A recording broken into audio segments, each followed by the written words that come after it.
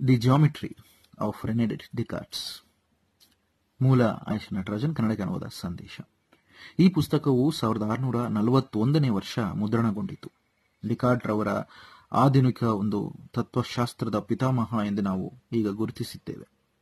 France ದೇಶದಲ್ಲಿ ಜನಿಸಿದ ಡಿಕಾರ್ಟ್ ರವರು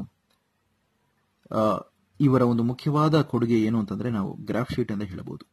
ಈ ಗ್ರಾಫ್ ಶೀಟ್ ಕೇವಲ ಶಾಲೆಗೆ ಮಾತ್ರ ಸೀಮಿತವಾಗಿಲ್ಲ. ಉಷ್ಣತೆಯ ಮಾಪನೆ, ಆರ್ಥಿಕತೆ, ದೇಹದ ಒಂದು BMI ಮಾಪನೆ ಆಗಿರಬಹುದು. ಹೀಗೆ ಹಲವು ಮಾಹಿತಿ ಮತ್ತು ಡೇಟಾಗಳನ್ನ ಪ್ರಧಾನವಾಗಿ ಇಟ್ಟುಕೊಂಡು ಹಲವು ಕ್ಷೇತ್ರಗಳಲ್ಲಿ ಈ ಒಂದು ಗ್ರಾಫಿನ ಮೂಲಕ ಅಂಕಿ ಅಂಶಗಳನ್ನ ನಾವು ಅತ್ಯಂತ ಸರಳವಾಗಿ ಅರ್ಥೈಸಿಕೊಳ್ಳುವಂತಹ ಒಂದು ವಿಧಾನವಾಗಿ ನಾವು ಇಂದು ಕಾಣುತ್ತಿದ್ದೇವೆ. ಅನಾಲಿಟಿಕಲ್ ಗ್ರಾಫ್ ಎಂಬ ವಿಷಯವನ್ನು ಈ ಒಂದು ಪುಸ್ತಕ ವಿವರಿಸುತ್ತದೆ.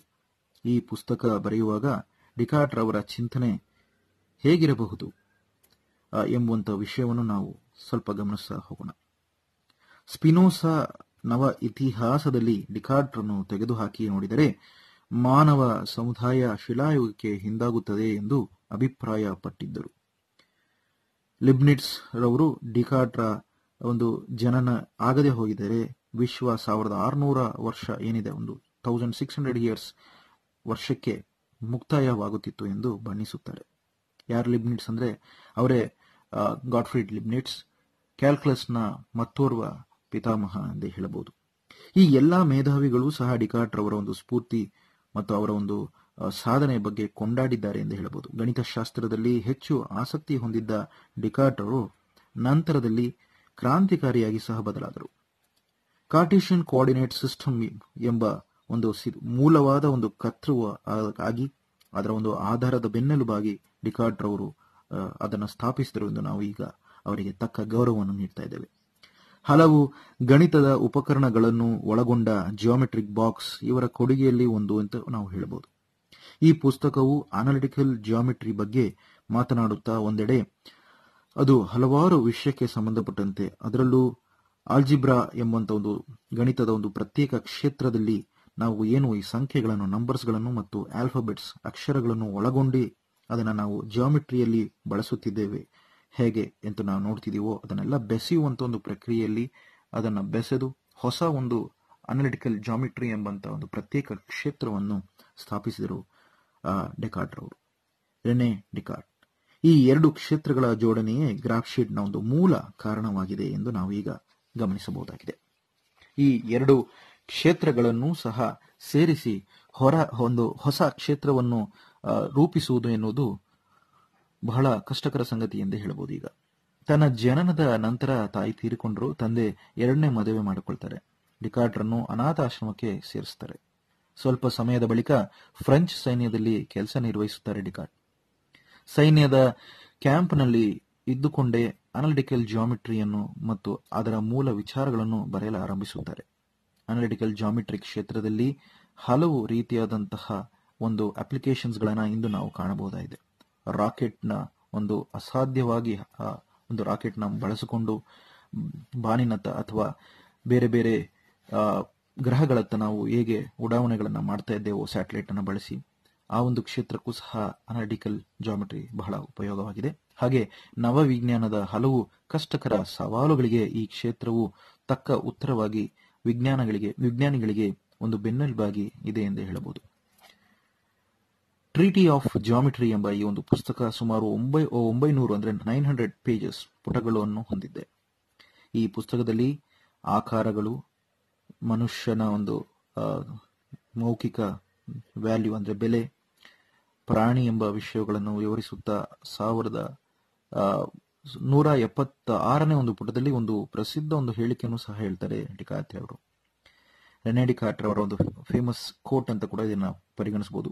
ಆ 176ನೇ ಪುಟದಲ್ಲಿ ಇರುವಂತಹ ಈ coat, I think so I am ಎಂಬ ಈ ಒಂದು ವಿಷಯವನ್ನು ಅವರು ಉಲ್ಲೇಖಿಸುತ್ತಾರೆ. ಹಾಗೆಯೇ ಗ್ರಾಫ್ ಮತ್ತು ಅನಾಲಿಟಿಕಲ್ ಜಿಯೋಮೆಟ್ರಿಗೆ ಕುರಿತಂತೆ ಒಂದು ಫುಟ್ ನೋಟ್ ಸಹ ಅವರು ಒದಗಿಸಿಕೊಟ್ಟಿದ್ದಾರೆ. ತನ್ನ ಪುಸ್ತಕವನ್ನು ಮುದ್ರಿಸಲು ಸ್ವೀಡನ್ನ ರಾಣಿ ಹಣಕಾಸಿನ ಸಹಾಯವನ್ನು ಮಾಡ್ತಾರೆ. ಅವರೇ ಕ್ರಿಸ್ಟಿನಾ. ಈ ಒಂದು ಪುಸ್ತಕ ಸುಂದರವಾಗಿ ರಚಿಸಬೇಕೆಂಬ ಆಸೆಯನ್ನು ಹೊಂದಿದ್ದಾರೆ ಡಿಕಾರ್ಟ್ ರವರು.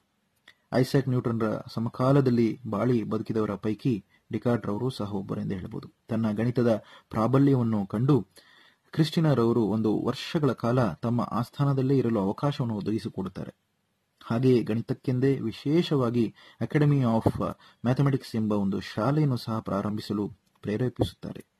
ಇದಕ್ಕೆಂದೇ ಸ್ವೀಡನ್ ದೇಶಕ್ಕೆ ಹಡಗಿನಲ್ಲಿ ಪ್ರಯಾಣ ಮಾಡ್ತಾರೆ ಡಿಕಾರ್ಟ್. ತಮ್ಮ ಜೀವನ ಚರಿತ್ರೆಯಲ್ಲಿ ಇಡೀ ರಾತ್ರಿ ಸಂಶೋಧನೆ ಮತ್ತು ಅಧ್ಯಯನದಲ್ಲಿಯೇ ಹೆಚ್ಚಾಗಿ ಕೆಲಸ ಮಾಡುತ್ತಾ ಬೆಳಗ್ಗೆ ತಡವಾಗಿ ಏಳುತ್ತಿದ್ದರು ಡಿಕಾರ್ಟ್ ಎಂದು ಹೇಳಲಾಗುತ್ತದೆ. 1649ನೇ ಒಂದು ವರ್ಷ ಸ್ವೀಡನ್ ದೇಶದಲ್ಲಿ ತೆರಳಿ ಶಾಲೆಯನ್ನು ಪ್ರಾರಂಭಿಸುತ್ತಾರೆ ಡಿಕಾರ್ಟ್. ಹಾಗೆ ರಾಣಿ ಕ್ರಿಸ್ಟಿನಾರವರಿಗೆ ಗಣಿತದ ಬೋಧನೆಯನ್ನು ಮಾಡಲು ಮುಂದಾಗುತ್ತಾರೆ. ರಾಣಿಯು ಮುಂಜಾನೆ 4 ಗಂಟೆಗೆ ಗಣಿತದ ಬೋಧನಾ ಸಮಯವನ್ನು ನಿಗದಿಪಡಿಸಿದ ಒಂದು ನಿರ್ಣಯವನ್ನು ಹೊಂದುತ್ತಾರೆ. ಆ ಒಂದು ನಿಗದಿಪಡಿಸಿದ ಒಂದು ಸಮಯಕ್ಕೆ ತಕ್ಕಂತೆ ತನ್ನ ಅಧ್ಯಯನ ಮತ್ತು ತಾನು ಮಾಡುವಂತಹ ಹಲವಾರು ಗಣಿತಕ್ಕೆ ಸಂಬಂಧಪಟ್ಟಂತಹ ವಿಷಯಗಳಿಗೆ ಸಮಯಾವಕಾಶ ಕಡಿಮೆ ಆಗುತ್ತಾ ಹೋಗುತ್ತೆ ಡಿಕಾರ್ಟ್ ಅವರಿಗೆ. ತಮ್ಮ ಒಂದು ಅಧ್ಯಯನಕ್ಕೆ ಮೆಚ್ಚಿ ಧನಸಹಾಯ ಮಾಡಿದ ಕಾರಣ ಹಾಗೂ ತನಗೆ ಕೀರ್ತಿ ದಕ್ಕಿಸಿ ಕೊಟ್ಟಂತಹ ಈ ಒಂದು ವ್ಯಕ್ತಿಗೆ ಗಣಿತ ಹೇಳಿಕೊಡದೆ ಹೋದರೆ ಹೇಗೆ ಎಂದು ರಾಣಿಯ ಆಸೆಯನ್ನು ನೆರವೇರಿಸುತ್ತಾರೆ ಡಿಕಾರ್ಟ್ ರವರು. ಡಿಕಾರ್ಟ್ ರವರ ನಿದ್ರೆಯ ಸಮಯವೇ ಒಂದು ಅಲ್ಲೋಲ ಕಲ್ಲೋಲವಾಗಿ ಛಿದ್ರವಾಗಿ ಭಿನ್ನವಾಗುತ್ತಾ ಹೋಗುತ್ತೆ. ರಾತ್ರಿ 2 ಗಂಟೆಗೆ ಮಲಗುವುದು, ಬೆಳಿಗ್ಗೆ 11 ಗಂಟೆಗೆ ಏಳುವುದು, ಹೀಗೆ ಹಲವಾರು ಒಂದು ರೀತಿಯಾದಂತಹ ಏರುಪೇರುಗಳಿಗೆ ಒಳಪಡುತ್ತಾರೆ ಡಿಕಾರ್ಟ್. ಆದರೆ ರಾಣಿಯ ಒಂದು ಹೊಸ ಸಮಯ ಅವರಿಗೆ ಅಂದರೆ ಮುಂಜಾನೆ 4 ಗಂಟೆಗೆ ಎಚ್ಚರಗೊಳ್ಳುವುದು ತುಂಬಾ ಕಷ್ಟಕರವಾಗಿ ಪರಿಣಮಿಸಿರುವಂತಹ ಕಾರಣದಿಂದ ಅವರ ಆರೋಗ್ಯದಲ್ಲೂ ಸಹ ಅದು ಹಲವಾರು ಪ್ರಭಾವವನ್ನು ಬೀರುತ್ತದೆ. ಅವರ ಆರೋಗ್ಯವನ್ನು ಸಹ ಆ ಒಂದು ಸಮಯದಿಂದ ಮೂಲಕ ಅವರ ಆರೋಗ್ಯ ಸಹ ಕೆಡುತ್ತದೆ. ನಿಮೋನಿಯಾ ಎಂಬ ಒಂದು ರೋಗಕ್ಕೆ ತುತ್ತಾಗಿ ರಾಣಿಗೆ ಗಣಿತವನ್ನು ಹೇಳಿಕೊಡುವಂತಹ ಒಂದು ಸಮಯದಲ್ಲಿ, ಅದರಲ್ಲೂ ಮುಖ್ಯವಾಗಿ ಕೇವಲ 43ನೇ ದಿನಕ್ಕೆ ಡಿಕಾರ್ಟ್ ರವರು ನಿಮೋನಿಯಾದ ಒಂದು ಇದಕ್ಕೆ ರೋಗಕ್ಕೆ ತುತ್ತಾಗಿ ತೀರಿಕೊಳ್ತಾರೆ. ಆದರೆ ಅವರ ಈ ಪುಸ್ತಕವು ಆಧುನಿಕ ವಿಜ್ಞಾನಕ್ಕೆ ಅಪಾರವಾದಂತಹ ಕೊಡುಗೆ ನೀಡಿ ಬಹಳ ಒಂದು ವಿಶೇಷವಾದ ಒಂದು ಸ್ಥಾನವನ್ನು ರೆನೆ ಡಿಕಾರ್ಟ್ ಅವರು ಇಂದು ಪಡೆದುಕೊಂಡಿದ್ದಾರೆ ಎಂದೇ ನಾವು ಹೇಳಬಹುದು. ಅವರನ್ನ ನಾವೆಲ್ಲರೂ ಸಹ ಕೊಂಡಾಡೋಣ. ಅವರು ಬರೆದಂತಹ ಈ ಒಂದು ಪುಸ್ತಕವನ್ನ ಓದಲು ಪ್ರಯತ್ನಿಸೋಣ ಅಂತ ಹೇಳ್ತಾ, ಮುಂದಿನ ಒಂದು ಸಂಚಿಕೆಯಲ್ಲಿ ಇನ್ನೊಂದು ಸ್ವಾರಸ್ಯಕರವಾದಂತಹ ಪುಸ್ತಕದೊಂದಿಗೆ ಮತ್ತೆ ನಿಮ್ಮ ಭೇಟಿ. ತಪ್ಪದೆ ತಮ್ಮ ಅನಿಸಿಕೆ ಅಭಿಪ್ರಾಯಗಳನ್ನು ಕಮೆಂಟ್ಗಳ ಮೂಲಕ ತಿಳಿಸಿ, ಹಾಗೂ ನಿಮ್ಮ ಶಿಲಬ್ರೋ ಯೂಟ್ಯೂಬ್ ಚಾನಲ್ನ ಸಬ್ಸ್ಕ್ರೈಬ್ ಮಾಡಿ ಅಂತ ಹೇಳ್ತಾ ಮತ್ತೆ ಭೇಟಿ ಮಾಡ್ತೇನೆ. ಧನ್ಯವಾದಗಳೊಂದಿಗೆ ನಿಮ್ಮ ಸಂದೇಶ.